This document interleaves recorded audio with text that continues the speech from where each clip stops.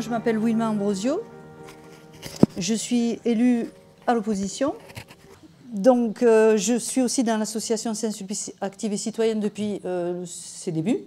Donc, bonsoir. Encore merci d'être là ce soir. Je m'appelle Joël Mardinker, artisan en rénovation de l'habitat dans votre ville depuis une quinzaine d'années. Je suis fier d'intégrer donc le groupe Saint-Sulpice Active et Citoyenne, à qui je donne ma confiance pour une meilleure prise en compte du choix des citoyens, dans la mesure de nos compétences, et de tout mettre en œuvre pour qu'une revendication principale, portée par les Gilets jaunes, voit le jour à Saint-Sulpice. La mise en place d'un outil donc démocratique afin de protéger le bien commun. La mise en place de RIG Local dans votre commune, ce n'est pas pour demain, mais aujourd'hui avec votre permission et votre appui. Bonsoir, je m'appelle Joël Vidal, j'ai 62 ans, je suis à Saint-Sulpice depuis une quarantaine d'années, mariée avec 2 enfants. Voilà. J'ai 62 ans et la chance, je le souhaite au prochain, d'être à la retraite depuis le 1er février 2020. J'ai passé 40 ans de vie professionnelle exclusivement au CHU de Toulouse, donc au service public hospitalier.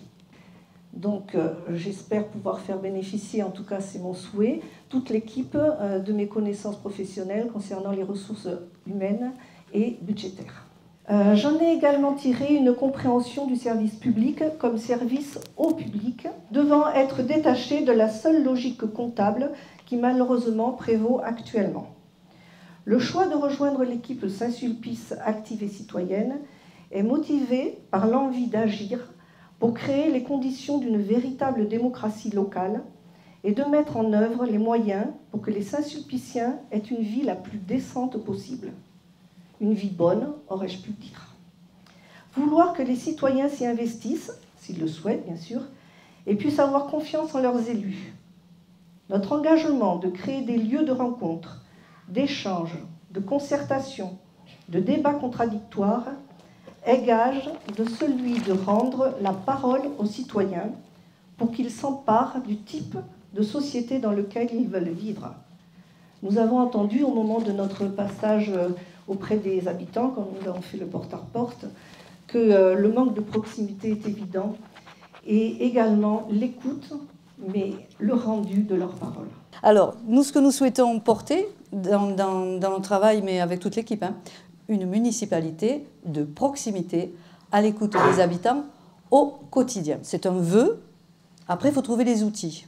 Donc, un des outils en question, c'est la création d'un poste de correspondant de proximité.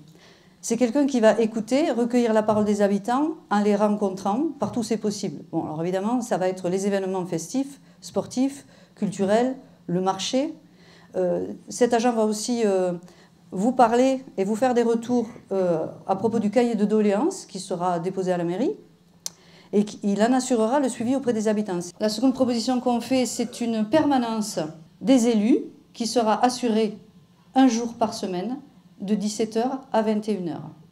Eh bien, le mieux, si on veut pouvoir parler avec vous et si vous souhaitez, bien entendu, parler avec nous, c'était de mettre en place cet outil-là. On va mettre en place des outils de recueil de votre parole. On va mettre des boîtes aux lettres, par exemple, sur des lieux stratégiques choisis, parce que certains d'entre vous préféreront peut-être écrire plutôt que de parler, de téléphoner. Par un vœu explicitement exprimé par le maire, à la demande du conseil municipal, nous nous engageons à permettre qu'une pétition puisse être à l'origine d'un référendum local. Ensuite, nous allons essayer de faire vivre le conseil municipal différemment. Nous nous engageons à faire en sorte que le conseil municipal soit le plus ouvert possible, le plus agréable possible, et que vous puissiez intervenir et nous poser des questions là aussi. Ça ne sera pas le seul endroit où vous pourrez nous les poser, mais vous pourrez parler avec nous aussi à ce moment-là.